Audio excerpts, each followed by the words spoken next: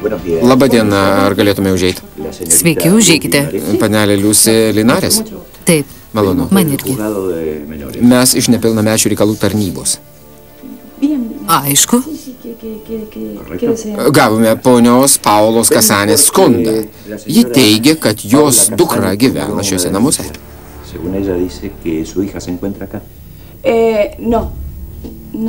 Ne, šiuo metu jos nėra. Išėjo anksti ryte. Kur išėjo?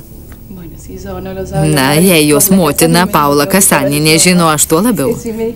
Atleiskit, turiu daug darbo. Dar šiek tiek patrukdysim. Norėtume apžiūrėti namus ir įsitikinti, kad mergaitės nėra. Neprieštarausite. Turite kratos orderį?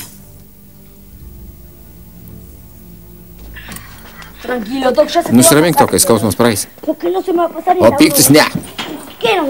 Kodėl diskvalifikavo mūsų, o ne jos? Tai dažnai atsitinka. Yra daug nesažiningų žmonių. Ir kodėl norėjau būti mirtingas? Čia dedasi tas pats, kas mano pasaulyje.